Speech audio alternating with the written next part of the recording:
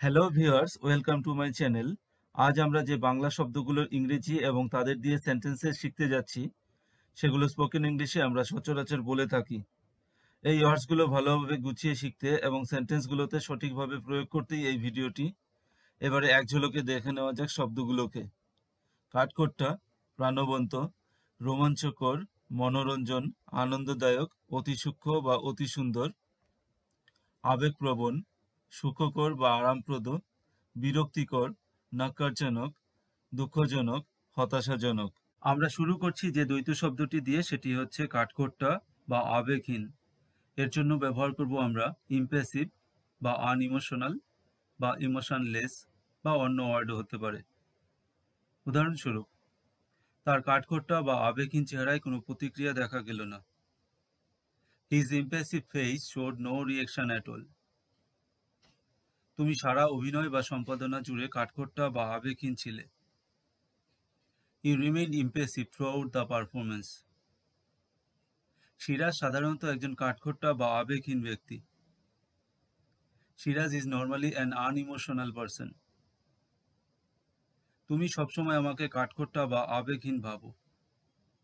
You always think of me as emotionless. 2 নম্বরে যে দ্বৈত শব্দটি রয়েছে সেটি হচ্ছে প্রাণবন্ত, যার মানে হচ্ছে সতেজ বা জীবন্ত। এর জন্য আমরা ব্যবহার করতে পারি লাইভলি বা ভিভিড বা অ্যানিমেটেড। উদাহরণস্বরূপ, তিনি একজন বহির্মুখী এবং প্রাণবন্ত ব্যক্তি। এবার বহির্মুখীর জন্য আমরা ব্যবহার করব এক্সট্রোভার্ট, আর অন্তর্মুখী হলে আমরা ব্যবহার করতাম ইন্ট্রোভার্ট। তাহলে সেন্টেন্সটি হবে, he is an extrovert and lively person. সেই দৃশ্য এখনো আমার স্মৃতিতে প্রাণবন্ত।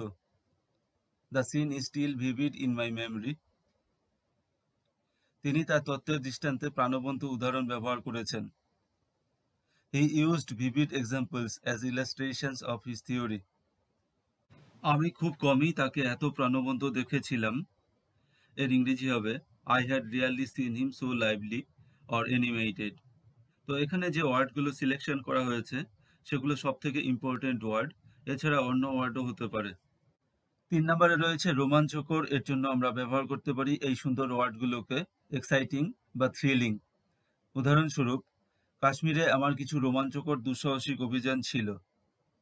I had some exciting adventures in Kashmir. এটা ছিল সবচেয়ে রোমাঞ্চকর ছুটির দিন যা আমি কখনো পাইনি। It was the most exciting holiday I have ever had. বইটিতে অনেক রোমাঞ্চকর অ্যাডভেঞ্চারের গল্প রয়েছে। The book has many thrilling adventure stories. একটি রোমাঞ্চকর খেলায় বার্সেলোনাকে 2-1 গোলে হারিয়েছিল Real Madrid. In a thrilling game Real Madrid beat Barcelona 2-1। একটি রোমাঞ্চকর খেলায় বার্সেলোনাকে 2-1 গোলে হারিয়েছিল রিয়াল মাদ্রিদ।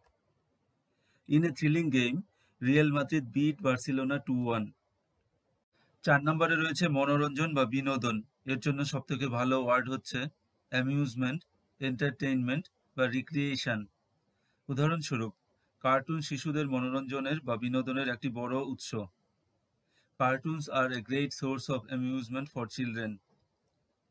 সিনেমা হলো গণবিনোদনের একটি মাধ্যম। Cinema is a medium of mass entertainment. আমরা শুধু মনোরঞ্জনের বা বিনোদনের জন্য টেলিভিশনের সামনে বসি। We just sit in front of the television for entertainment. তার মনোরঞ্জনের বা বিনোদনের একমাত্র উপায় হচ্ছে ফুটবল খেলা। His only form of recreation is playing football. 5 নম্বরে রয়েছে আনন্দদায়ক। এর জন্য আমরা ব্যবহার করতে পারি ডিলাইটফুল বা জয়ফুল বা প্লিজিং বা এনজয়েবল। উদাহরণস্বরূপ, এটি একটি আনন্দদায়ক বা আনন্দময় সন্ধ্যা ছিল। It was a delightful or joyful or enjoyable evening. তারা গোয়াতে একটি আনন্দদায়ক সপ্তাহান্ত কাটিয়েছিল। They spend a delightful weekend in Goa. তিনি একটি আনন্দদায়ক গল্পের বই লিখেছেন। He has written a book of delightful stories.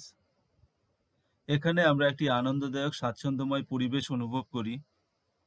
Here we feel a pleasing relaxed atmosphere or environment. 6 নম্বরে রয়েছে অতি সূক্ষ্ম বা অতি সুন্দর। এর জন্য আমরা ব্যবহার করব এক্সকুইজিট, আবার কিছু ক্ষেত্রে ভেরি অ্যাকিউট, এটিও ইউজ করতে পারি। উদাহরণস্বরূপ, তোমার বিয়ের পোশাকটি একেবারে অতি সূক্ষ্ম বা অতি সুন্দর।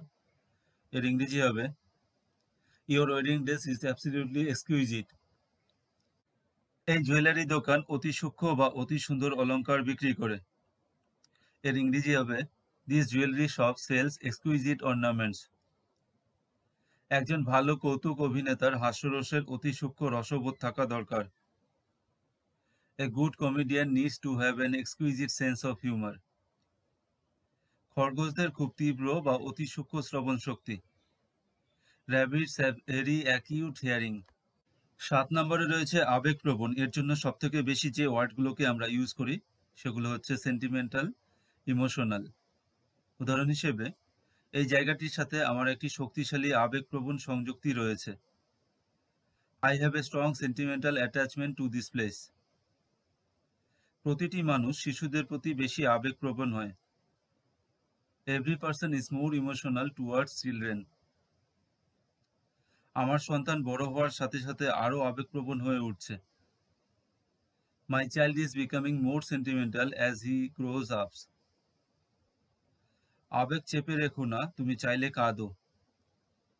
Don't hold your emotions, cry if you want to. 8 নম্বরে রয়েছে সুখকর বা আরামপ্রদ। এর জন্য আমরা ব্যবহার করতে পারি এই ওয়ার্ডগুলোকে প্লেজেন্ট, কমফোর্টেবল অথবা কোজি। উদাহরণস্বরূপ, আমরা গঙ্গা নদীর ধারে একটি সুখকর সন্ধ্যা কাটিয়েছিলাম বা আরামপ্রদ সন্ধ্যা কাটিয়েছিলাম। এর ইংরেজি হবে we spend a pleasant evening by the Ganga river. আমরা হোটেলের একটি আরামদায়ক ঘরে থেকেছিলাম। We stayed in a comfortable room in the hotel. তারা ঘরটি উষ্ণ এবং আরামদায়ক করে রেখেছিল। বিশেষ করে শীতের জায়গায় ঘর উষ্ণ এবং আরামদায়ক রাখার দরকার হয়। তো এর ইংরেজি হবে they made the room warm and cosy. আমরা গোয়াতে সেপ্টেম্বর মাসে মনোরম আবহাওয়া পেয়েছিলাম। উই হ্যাড অথবা we found pleasant weather in September in Goa. 9 নম্বরে রয়েছে বিরক্তিকর। এর জন্য যে ওয়ার্ডগুলো আমরা সব থেকে বেশি ব্যবহার করি সেগুলো হচ্ছে বোরিং, অ্যানোয়িং। এবারে কিছু উদাহরণ রইল। মুভিটি এতই বিরক্তিকর ছিল যে আমি অবিলম্বে এটি দেখা বাদ দিয়েছিলাম। The movie was so boring that I immediately quit watching it. তিনি একজন বিরক্তিকর মানুষ বা ব্যক্তি। He is a boring man or person. দুষ্টু শিশুরা সবার জন্য বেশ বিরক্তিকর। তো এখানে দুষ্টুর জন্য আমরা নটি ব্যবহার করতে পারি বা উইকেট ব্যবহার করতে পারি। তাহলে সেন্টেন্সটি হবে wicked children are quite annoying to all. আমি আশা করি তুমি আমাকে বিরক্ত করা বন্ধ করবে। এর ইংরেজি হবে I wish that you would অথবা you will stop annoying me. 10 নম্বরে রয়েছে নক্কারজনক। এর জন্য সব থেকে ভালো ওয়ার্ড হচ্ছে অ্যাবোমিনেবল। আবার ডিসগাস্টিং এই ওয়ার্ড বা অন্য ওয়ার্ডও ইউজ করা যেতে পারে। উদাহরণস্বরূপ, এটি ছিল একটি নক্কারজনক বা জঘন্য অপরাধ। It was an abominable crime. তাদের আচরণ আমার কাছে নক্কারজনক বা জঘন্য। Their behaviour is abominable to me. আমার এখনো মনে পড়ে সেই জঘন্য মানুষটির কথা। I still remember that disgusting man. তার ভাষা ছিল খুবই জঘন্য বা নক্কারজনক। His language was quite disgusting.